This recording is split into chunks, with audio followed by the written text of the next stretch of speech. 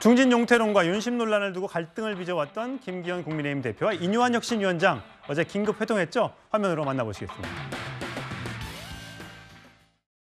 힘드시죠? 아유, 뭐 살아 있습니다. 아주 대단하시요. 인터뷰를 좀 줄이고요. 잡힌 것만 하고 김경지 우리 대변인 통해서 그냥 하는 게 말들이 자꾸 돌아가고 와전이 이상하게 자꾸 이제 그래서 좀 그렇게 하는 게 맞는 것 같아요. 지금까지 잘하고 계십니다. 괜히 사람들이 불필요한 오해가 있었다. 잘 해결됐는지는 모르겠습니다만 아직까지는 저희가 제목은 42분 해부동에 과연 알맹이가 있었을까라는 물음표를 달았습니다만 가감한 의견을 달라. 고통스러워도 쓴소리를 하겠다라고 얘기했습니다만 자, 어떻게 될지는 좀 더 지켜봐야 될 것 같고 혁신위가 4호 혁신안을 발표했죠. 내용들은 1호 혁신안은 통합이었고 2호 혁신안은 희생이었고 3호 혁신안은 청년과 미래였고요. 마지막 이제 4호 혁신안 이번에 낸 게 상향식 공천입니다. 공천이 굉장히 중요하기 때문에 이 공천을 잘 챙겨야 된다라고 하면서 소환된 사람이 김무성 전 새누리당 대표였습니다. 목소리 들어보시죠. 저뿐만 아니라 주위에 많은 분들이 생각을 하고 있는 것이 윤석열 대통령이 국정의 운영 방향은 아주 잘 잡고 잘 하고 있는데 왜 지지율이 낮게 나오는가? 그게 고민입니다. 근데 그것은 이해를 하는 측면에서 볼 때는 지난 5년간 너무나 나라를 많이 망쳐난 이것을 임기가 5년이지만은 실질적으로 일할 수 있는 기간이 2, 3년밖에 안 되기 때문에 짧은 시간에 여기서 빨리 바로잡겠다는 급한 마음에 민주적 절차를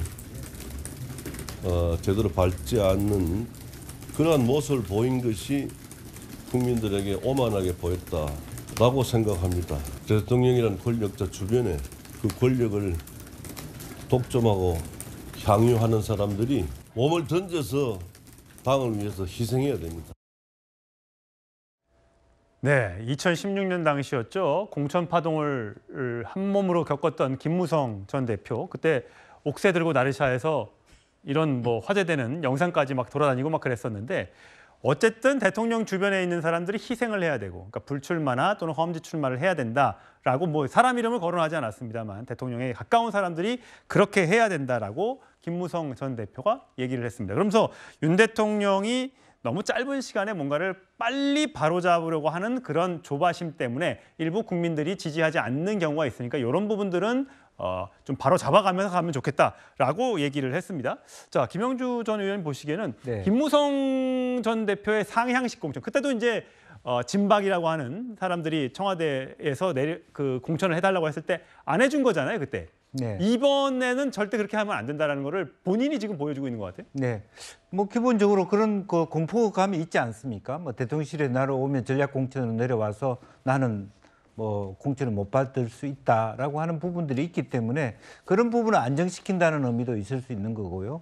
또 실제로 모든 부분에 있어서 경선을 하면 되지 않습니까? 말 그대로 상향식 공천을 한다. 자기 경쟁력에 따라서 하겠다라고 하는 부분. 상향식 공천이 좋긴 한데 외부에서 인재를 영입할 때 그게 이제 용산에서 내려온 용산 출신이든 아니면 외부의 인재를 올 때 기존에 있는 의원들과 경선을 붙이면 아무래도 인지도가 떨어지는 신인들이 불리할 수밖에 없잖아요. 네. 그러면 전략 공천 아예 하지 말라는 혁신위의 그런 내용이 좀 충돌하는 거 아니냐라는 또 지적도 있을 수 있고. 저는 제 개인적으로는 그런 의견에 동조를 합니다. 사실은. 예. 서구의 정당은 의미 있게 사실은 대구 경북 지역이 장점이면 아예 청년 공천, 전략 공천을 내려올 수 있는 게 기본적으로 오히려 장점이 될 수 있는데 또 민주당 같은 경우는 호남 같은 경우는 훨씬 더 파격적인 공천을 할 수 있는 건데 다 경쟁적으로 하는 상향식 공천이 다 좋은 건 아니거든요. 실제적으로 그렇게 하기 위해서는 또 잘못된 술수가 들어갔다는 오해가 있을 수 있는 거고 예.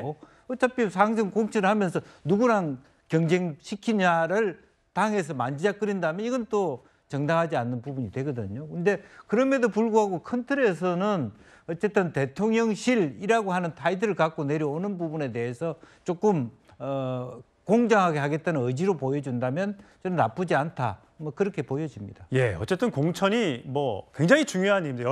여나 야나. 자, 이번에 아직 공천 작업이 시작되지 않았습니다만 12월 10일부터 예비 후보 등록이 시작되면서부터 아마 파열음이 일기도 할 것이고 또 잘 되는 부분도 있을 겁니다. 국민들이 지켜보고 있을 테니까 여러분들도 계속해서 관심 있게 보시면 좋을 것 같습니다. 다음 주제로 가겠습니다.